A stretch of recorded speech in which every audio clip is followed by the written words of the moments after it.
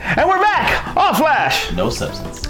So today's top 5 is going to be the top 5 boxing movies, for us anyway, because everybody always disagrees, Chris, about our top 5s. Yes, So definitely. We missed you last week, Chris. but we wanted to do boxing because we actually missed doing it while the McGregor and the Mayweather fight. Right. But now we have Canelo and Triple G coming up. Second super fight. So second super fight, so why not? Let's do this. Exactly. Terrence, go first. All right. So when you think about it, you're like, how many boxing films are out there? There's a lot. Hey, we said that with football. We said it was football. I was like, when he said top 5 football films, I was like, what, 3 that I know of? And it was like, and there's a ton of football films. The same exists for boxing films. So, my top 5. Top 5. 5. And this was, I wrote a bunch of them down. I just started putting numbers next to them, so they could be in any order. But my number 5 is Champion. And if you're not familiar with this film, Never heard of it.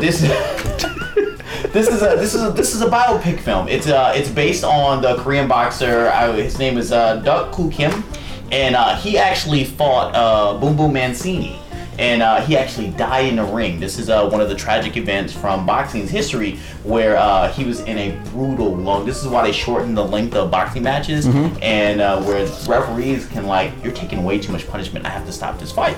He took a lot of punishment in that fight, and he died in the ring. Well, he got hurt in the ring, but he died on the way to the hospital after the fight. But when they showed his life and him growing up and his family and all the things he had to strive to become a boxer, it was a great film. Unfortunately, it isn't Korean and they don't have an English version to it. So if you like subtitle films, you will enjoy this one because the story is amazing and it is very sad. It does end on a sad note, knowing because they do lead all the way up to when he does die. So Wow. That's my number Sweet. 5. I'm sorry to give you guys a downer. No, that's all right. That's cool. Number 4. All right, so my number 4 is, and this is actually a boxing film. What? Real Steel.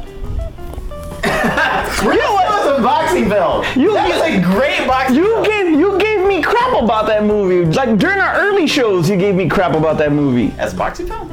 Just gave me crap about the Rock'em Sock'em Robots. It was Rock'em Sock'em Robots. Rock'em Sock'em Robots. With Wolverine. Boxing. With Wolverine. It was boxing. It was Rock'em Sock'em Robots with Wolverine. It's still Rock'em Sock'em Robots were a boxing toy. Robot Rocky. I love it. No, it was Robot Rocky. That film is enjoyable. In different categories, in top 5 and stuff like that, it don't fit. But for boxing, it makes the list. Like the movie was great. It was really inspirational. Hugh Jackman in another film that you can really enjoy him as that wasn't Wolverine. How many great Hugh Jackman films can you think of where he wasn't playing Wolverine? The Prestige. True. But we do top 5 magic films. That will be Number 3. Number 3. Southpaw. Great movie. That is a great movie. Look, I'm one of those people, there's not a movie that can make you feel so emotional that you wanted to cry. The beginning of this film made me cry. I felt so bad when his wife, spoiler alert, when his wife died. When his wife died and it was just him and his daughter and his life was so based around his wife and like how she controlled everything and then it was just him and his daughter. I was like, oh my God. And how his daughter looked at him as like almost like she was protecting him. She was filling in for her mom. That movie was so sad and so like, oh my God. It totally controlled your emotions. Oh, absolutely. Yeah, I love this film. Good job, sir.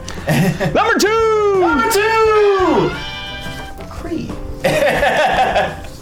I'm gonna go Creed. I definitely love Michael B. Jordan in the role of Adonis. I can't wait to see Creed 2 when that comes out. I think that this one went in a movie industry where we totally tank franchises by spinning out too many sequels or spinning off to things.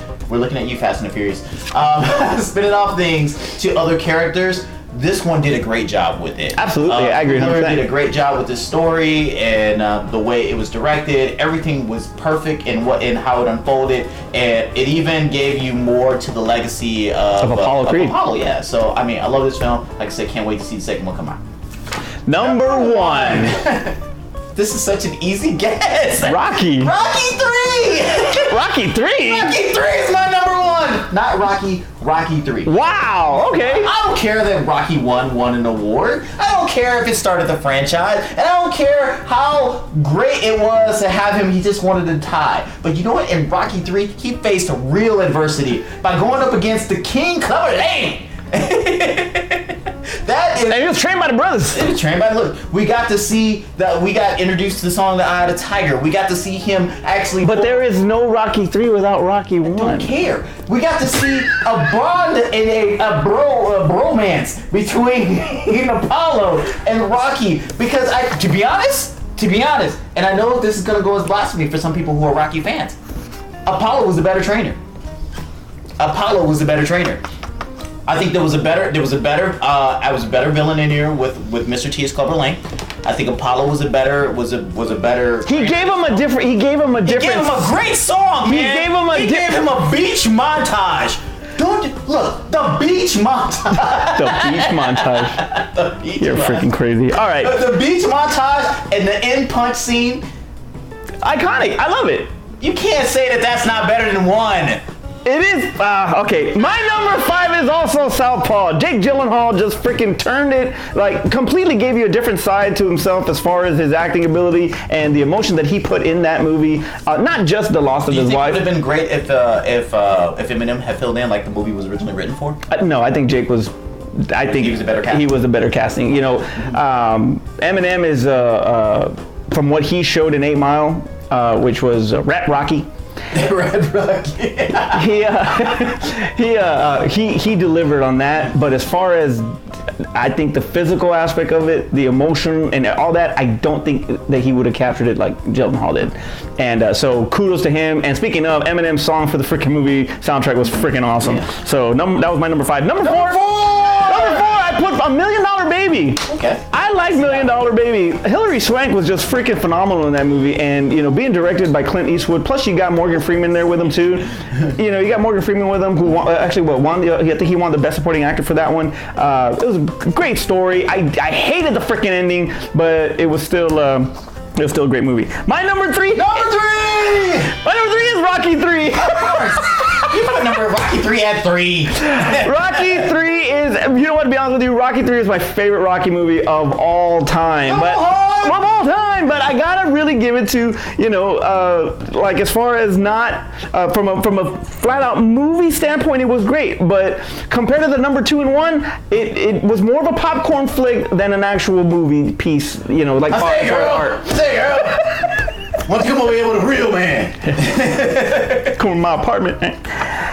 Number 2. Raging Bull. I flirted with putting Raging Bull in my top 5, but I think it was a little bit before my time. Dude, you know what? It was before mine too, also. But I actually rented this when I was when I was in like late teens and early 20s. I've seen this movie like 2 or 3 times. Great freaking movie, man. De Niro went full method. Of course, they filmed him backwards because he actually gained and lost all the weight to play Jake LaMotta, and so they filmed it backwards. So you know, they filmed first the fat scenes, and then they went back to the. So you need to get yourself in shape. Exactly. But before you listen, let's film this real quick. Exactly. Pesci was just freaking awesome. It was White Ali, basically. Ali. It was just, but great movie. Raging Bull. Number 2. My number 1. Come on, it's Rocky, bro. Look, man, when you got a freaking underdog, I know it didn't. Mr. Batman at 5. When you got a freaking underdog like that gets, and you want to talk about great trainer, Apollo Creed is a great trainer. Apollo Creed is an entertainer. You're a great fighter. Yeah. You fight great, but I'm a great fighter. There you go. But I messed my own life.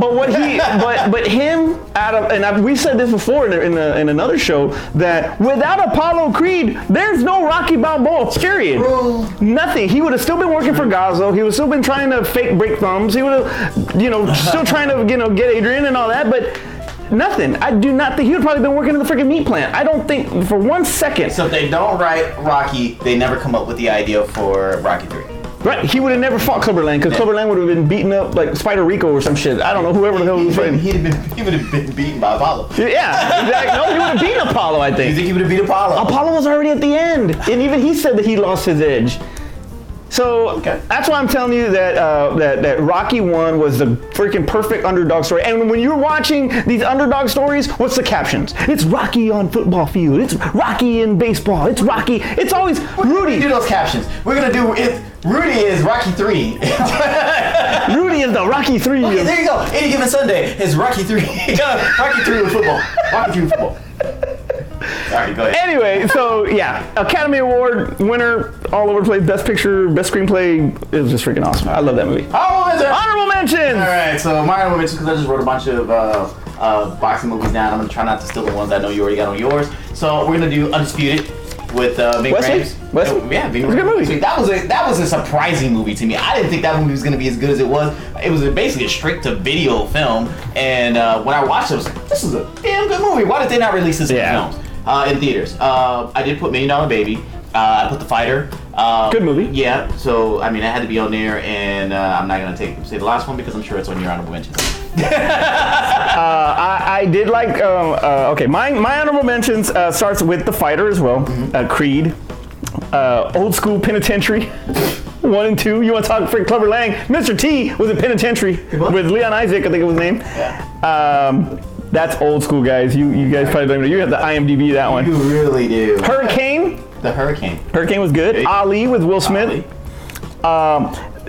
Okay, I can't help it, but The Great White Hype. That's why I didn't say it. Is it's one of my favorite movies, and you know what? To be honest with you, it was in my number 5 slot before Southpaw because it is so damn funny. Damon Wayans, Samuel L. Jackson, Peter Berg, all-star cast, Goldblum, Cheech, everybody's in this movie. It's fucking hilarious, dude. It's like not before the love scene. They show the Dolomite kick. It's amazing. One more, and it was more of an HBO film, and I didn't know how I wanted to look at it. Putting it on here. The Tyson biography. That's what I heard. I heard it was really good. It was really good. It was really good with Michael Jai White and Bing Rames. Yeah, I heard it was really good. Bing Rames playing Don King, and Michael Jai White playing Tyson. Two of my favorite character, two of my favorite actors. So together in a movie together. So I was like, he did a great job as Don King, and he did a great job as Tyson. So I didn't know how we felt about HBO films. So. Oh, that's all right. Don King, Only in America with Ving Rhames. He won the Golden Globe for that. He was so freaking touched by getting it. He gave his Golden Globe to Jack Lemmon. Wow. And cried when he gave it to him. It was freaking awesome. Ving Rhames, all class, and it's all high too. It's freaking amazing. Hey, there's this stupid movie, and I'm sorry, it's old, but I'm actually gonna think of Barbra Streisand movie, The Main Event. Have you ever seen that? The Main Event with Ryan O'Neal and Barbra Streisand? I don't know any Barbra Streisand films. This is the only one that I know. Because Ryan O'Neal is freaking funny in this movie, and there's just scenes that are just fucking hilarious. I'm stupid. I did nothing as a kid but watch TV. Give me a break. There you go. I was seeing Barbra Streisand films. Oh, man. Terrence, take us home! Terrence, take us home! Because there's no way we can go after a Barbra Streisand film. Make sure you put your top 5 boxing films below in the comments. Because I like to see what you guys come up with for a... And it won't be Barbra Streisand! Please put Barbra Streisand on your list. I would like to see who has Barbra Streisand on their list. The Main Event is freaking hilarious.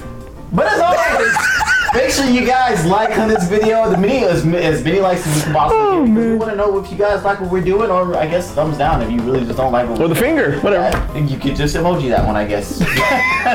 But also subscribe so that way you can keep seeing us here in the channel and know about all the different videos that we do every week. I want to say thank you to Art, who is not here with us today, but actually suggested this top 5. Top 5. This is for you. So thank you to Art for him wherever he's at, and for Aspen wherever she's at. I'm Manny. I'm Terrence. And we'll see you next time. Weather fight, and pretty soon we're gonna have the Cotto Canelo Alvarez. Oh, Canelo. And Triple G. And Triple G. Yeah. Let's do that again. Okay. Drink. 3, 2, 1. And we're back! Off Flash! No substance.